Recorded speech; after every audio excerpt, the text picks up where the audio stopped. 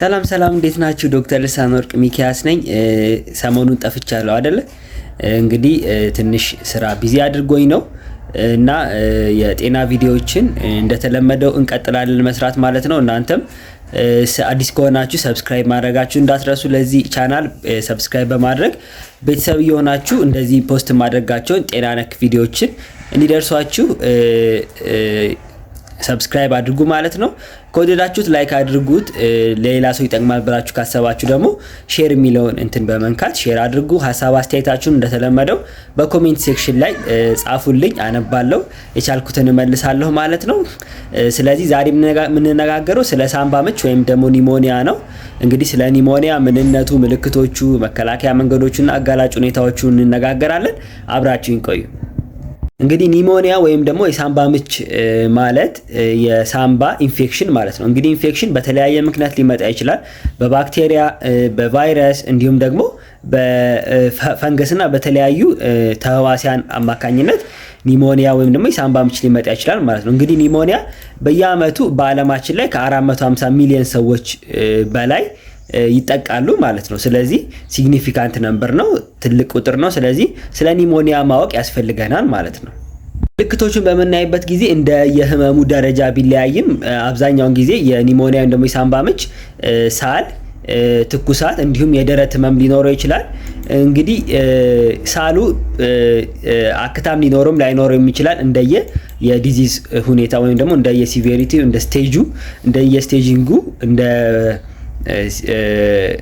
ምን ያክል ስር እንደሰደደ የሱን ያክል ሊለያይ ይችላል ማለት ነው። ለማንኛውም ግን ሳል፣ ትኩሳትና የደረት ህመም አብዛኛው የሳምባ ምች ሰው ላይ የተያዘ ሰው ላይ ሳምባ ምች የተያዘ ሰው ላይ የሚታዩ ምልክቶች ናቸው። አጋላጭ ሁኔታዎችን በምናይበት ጊዜ እንግዲህ አብዛኛውን ጊዜ የሳምባ ምች ህመም የሚያመው ሰው ኢሚኖ ኮምፕሮማይዝድ ወይም ደግሞ በሽታ መከላከል አቅሙ ዝቅ ያለ ሰው ነው። እንደዛ ማለት ግን በሽታ መከላከል አቅም ያለው ወይም ደግሞ ኮምፒተንት ኢሚኖ ኮምፒተንት የሆነ ሰው አይዘውም ማለት አይደለም። ስለዚህ በሽታ መከላከል አቅሙ የተለያየ ለምሳሌ ኤችአይቪ፣ ስኳር እንዲሁም ካንሰር የተለያዩ እንደዚህ አይነት ህመሞች ያሉበት ሰው ወይም ደግሞ የካንሰር መድኃኒት የሚወስድ ሰው ኬሞቴራፒ ማለት ነው። እንዲሁም ደግሞ ሌሎች የበሽታ መከላከል አቅምን የሚቀንሱ መድኃኒቶችን የሚወስድ ሰው ለሳምባ ምች የተጋለጠ ነው። ሌላው ደግሞ እድሜያቸው ከ2 ዓመት በታች የሆኑ ህፃናትን እንዲሁም ደግሞ እድሜያቸው ከ65 ዓመት በላይ የሆኑ የእድሜ ባለጸጋዎችን እነሱን ያጠቃል ማለት ነው። ያው እሱም ሚስጥሩ ምንድነው? የመከላከል በሽታ መከላከል አቅማቸው ዝቅ ያለ ስለሆነ ነው የሳምባ ምች እነሱን የሚያጠቃቸው ማለት ነው። ሌላው ሲጋራ የሚያጭሱ ሰዎችን እንግዲህ የሳምባ ምች ሊያጠቃ ይችላል። ይሄ የሚሆነው ያው ሲጋራ ያለው ውስጥ ያለው ንጥረ ነገር የዚህ ሲሊያ የሚባሉ አክታን ወደ ውጭ እንዲወጣ የሚያረጉ ሴክሬሽንን እንዲወጣ የሚያረጉ ሲሊያ የሚባሉ አካላት አሉ ሰውነታችን ውስጥ። የእነሱን እንቅስቃሴ አፌክት ስለሚያደርግ ሴክሬሽን እዛው እንዲቀር ያደርጋል። ስለዚህ እዛ ቀረ ማለት ደግሞ ለኢንፌክሽን የተጋለጠ ያደርጋል ማለት ነው። ስለዚህ ከአብዛኞቹ ምክንያቶች መካከል እነዚህ ናቸው። ሌላው ደግሞ የአፐር ሪስፓራቶሪ ትራክት ወይም ደግሞ የላይኛው የመተንፈሻ አካል ክፍል ኢንፌክሽን ወይም በተለምዶ ጉንፋን ብለን የምንጠራው እነሱ አይነቶች ፕሮግረስ ሊያደርጉ ይችላሉ፣ ወደ ታች ሊወርዱ ይችላሉ ማለት ነው። እንግዲህ ኒሞኒያ የታችኛው የመተንፈሻ አካል ወይም ደግሞ የሳምባ ኢንፌክሽን ነው ብለናል። ለዛ ነው የላይኛው ብዬ ከፈልኩት ማለት ነው። አጋላጭ ሁኔታዎቹ እንግዲህ ኒሞኒያ ወይም ደግሞ የሳምባ ምች ካልታከመ ወዲያው ካልታከመ ምን ሊያመጣ ይችላል የሚለውን በምንነጋገርበት ጊዜ እንግዲህ ኢንፌክሽን ነው። ስለዚህ ኢንፌክሽን ቶሎ ካልታከመ በደም ውስጥ የመሰራጨት አቅም አለው ማለት ነው። በደም ውስጥ ሲሰራጭ ምን እንለዋለን? ባክቴሪየሚያ ወይም ደግሞ ሴፕሲስ እንለዋለን ማለት ነው። ስለዚህ ሴፕሲስ የራሱ ክራይቴሪያዎች አሉት። ነገር ግን በደም የሚሰራጭ ከሆነ ደግሞ ወደ ተለያዩ ሴፕቲክ ሾክ እያለ ከፍ ያለ ህይወታችን አደጋ ላይ እስከመጣል ድረስ የመድረስ መዘዝ ያመጣል ማለት ነው ካልታከም። ሌላው እዛ አካባቢ የሚያመጣው ኮምፕሊኬሽን ወይም ደግሞ መዘዝ ነው። ምንድነው? መግል ሊይዝ ይችላል ሳምባችን አካባቢ። እሱ ደግሞ ለማከም በጣም ከባድ ይሆናል። ለረጅም ጊዜ ከባባድ የሆኑ አንቲባዮቲክሶችን እንድንወስድ ሊያስደርገን ይችላል።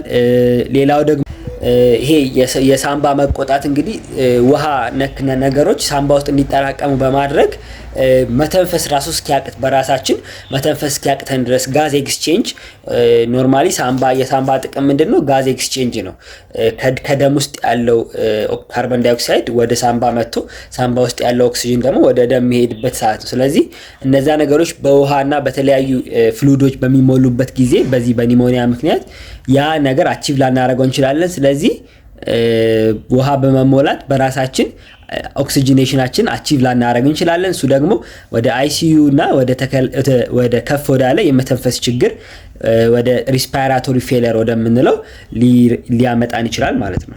መከላከያ መንገዶችን በምናይበት ጊዜ እንግዲህ ዋነኛው መከላከያ መንገድ እንግዲህ ክትባት ነው። ህፃናት በተለይ ከተወለዱ በኋላ እና ደግሞ በተለያየ ጊዜ የሚመጡ ክትባቶችን በስነ ስርዓት መከተብ ያስፈልገናል። ሌላው እንደዚህ ሲጋራ ማጨስ፣ እነዚህ የመሳሰሉ የሱስ ነገሮችን መቀነስ ያስፈልጋል፣ ሳምባን ሊጎዱ የሚችሉ ማለት ነው። እንዲሁም ደግሞ እነዚህ ክሮኒክ ህመም ያለባቸው፣ አስም ያለባቸው፣ ሲኦፒዲ በተለያየ ምክንያት እነዚህ ስር የሰደደ የሳምባ ችግር ያለባቸው ሰዎች ደግሞ የተለየ ጥንቃቄና ለነሱ የተዘጋጁትን ክትባቶች እና ህክምናዎች በስነ ስርዓት ክትትላቸውን ማድረግ ያስፈልጋቸዋል። ክትባቶቻቸውን በስነ ስርዓት መውሰድ ያስፈልጋቸዋል።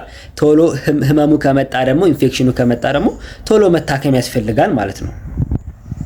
እንግዲህ ሌላው እንደ ማንኛውም የኢንፌክሽን ጥንቃቄ የግል ንጽህናን መጠበቅ ከሳምባ ምችም የመጠበቅ አስተዋጽኦ አለው ማለት ነው። እንግዲህ የዛሬው ቪዲዮን በዚህ መልኩ ጨርሻለሁ። እንግዲህ ሐሳብ አስተያየት ካላችሁ ኮሜንት ላይ ያሳውቁኝ። ሰብስክራይብ ያላደረጋችሁ ካላችሁ ቤተሰብ በመሆን ሰብስክራይብ ያደረጋችሁ ሌሎች የጤና ነክ መረጃዎች እንዲደርሷችሁ ሰብስክራይብ አድርጉ። ከወደዳችሁት ይሄን ቪዲዮ ላይክ አድርጉት። ይጠቅማል ብላችሁ የምታስቡት ሰው ካለ ደግሞ ይሄን ቪዲዮ ሼር በማድረግ እንድትተባበሩኝ እጠይቃለሁ። አመሰግናለሁ።